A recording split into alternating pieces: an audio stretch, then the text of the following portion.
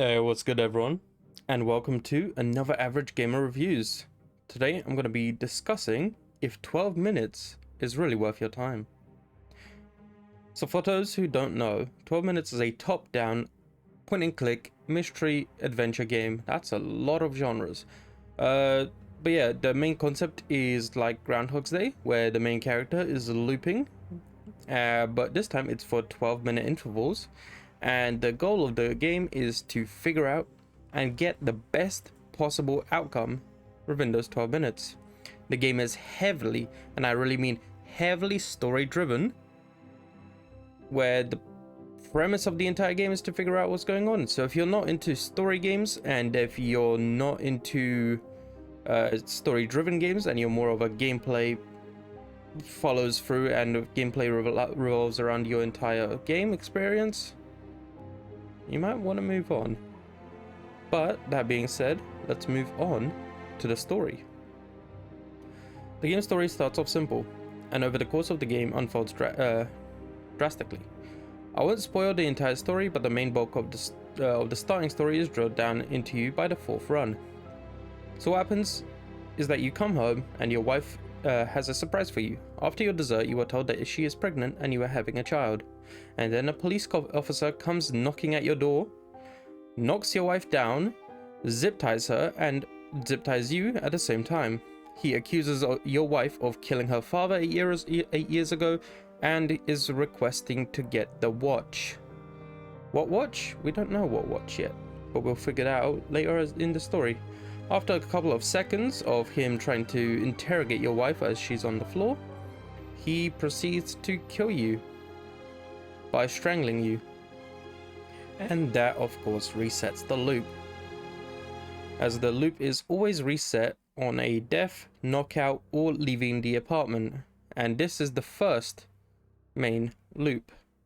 Now, using this main loop, you are to uncover the story of what is actually going on. Did your wife kill her father? What is the watch? Who is this police officer? And you're meant to get as much information as you can within the 10-minute or 12-minute intervals you have in the house. So what do I think of the game? Personally, I really loved it. I love the story. The way the story twists and turns, it takes you places where you don't expect it. Like, you think you're going one way, you'll be like, damn, I know what the story is. You do a loop, you have to rethink everything that's going on. It takes you on a roller coaster of emotions with every single character. There are only 3 main characters in this story, which are you, your wife, and the police officer. There are 2 side characters that we don't see, but we hear. But each of the main 3 characters has huge reveals and like story arcs, which is told in the 12-minute intervals by talking to them, uncovering different things about them, and various other ways of storytelling. And for that, I think that the story is like really, really well put together. And I've decided to give the story a 10 out of 10. It felt like a movie. The entire experience felt like playing a movie from start to finish. And I'm pretty sure that's what they intended, which I loved. So yeah, 10 out of 10 for story. Keep it up. I want to see more of these. There was never a point where you were like, damn, I wonder what's gonna... Not that. There was never a point at the end where I thought, damn, there could be a sequel here. Because the story is cut and dry, start to finish. I believe there are multiple endings, but as this is a Average Gamer Reviews, I only went for one ending, the one ending I got, and that's the one I stuck to. So yeah, that's about it for story. Now let's move on to a more troubling topic, the gameplay. As is a point-and-click adventure game, there's not many elements to it. There is the time loop, which is the big selling point of the game, and the game is built around this. Like I said, if you leave the house, die, or get knocked out, you restart the loop. The gameplay itself is very simple. You click on the floor to walk around, you click on objects to interact with them, you pick them up, you can combine various objects such as like sleeping pills, water, and mug to drug your wife.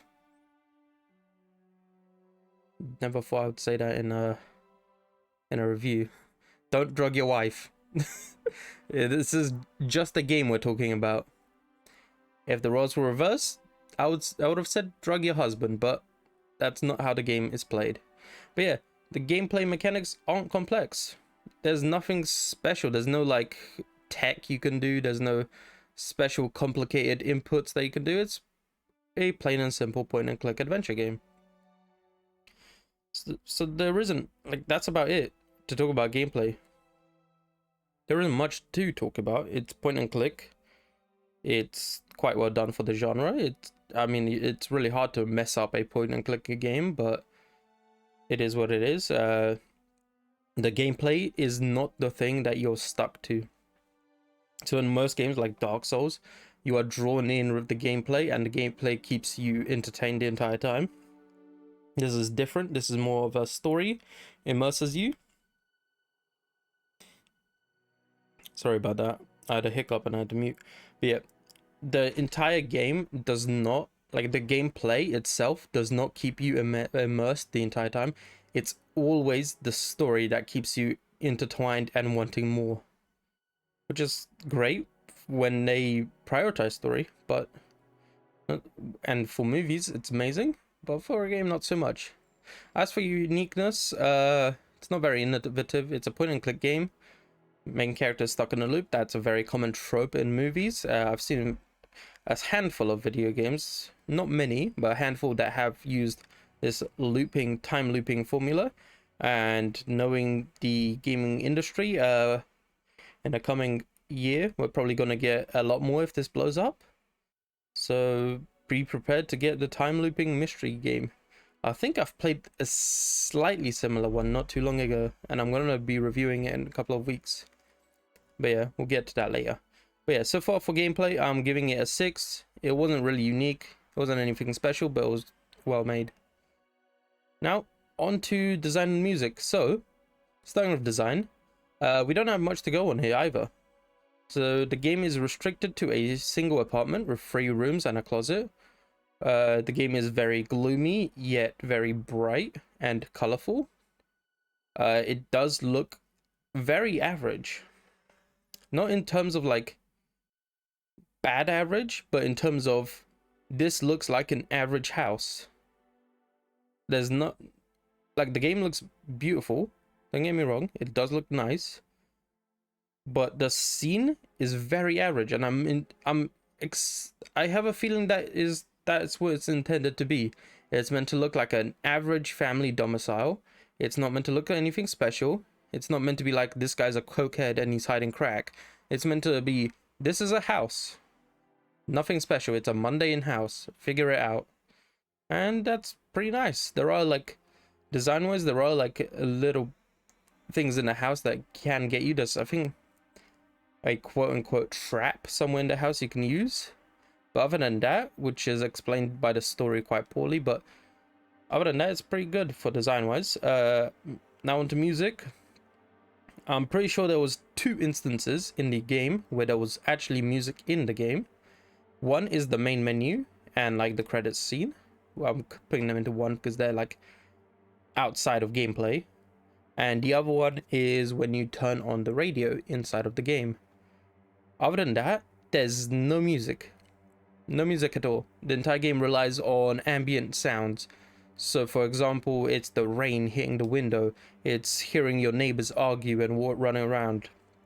It's stuff like that that immerses you in. But there isn't much music. So there's not much I can say. Apart from the fact that the main menu music is beautiful. It draws you in. It makes it feel like a movie. So yeah, that's all I can say. But for my personal ratings, yeah, like I said, the opening theme is stellar. It makes it feel like a movie opening scene where you're like getting the credits, you're getting the title card and all that, and it looks great design wise. It looks fine. It's very fine for design wise, so I gave it a 9 out of 15 for music and design. The music really did drop the points here because there wasn't much of it, and the design of the game with the theme really did carry it quite heavily. But yeah, now on to personal enjoyment. So I thought the game was wonderful. The voice acting was great. It was enjoyable in most parts. They hired very good people for it. I don't know who they are, but I remember someone saying in chat that they were like some famous person. I don't know who, but everyone sounded really good. I love the story a lot. It kept you on your toes. There was twists and turns everywhere.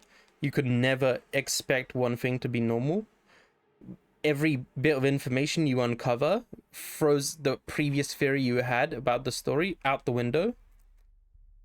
The most apparent thing is when I finished the game, or when I thought I finished the game with a good ending, and now I'm suddenly thrown back in, and the main character just says, "But how? That should have ended the loop."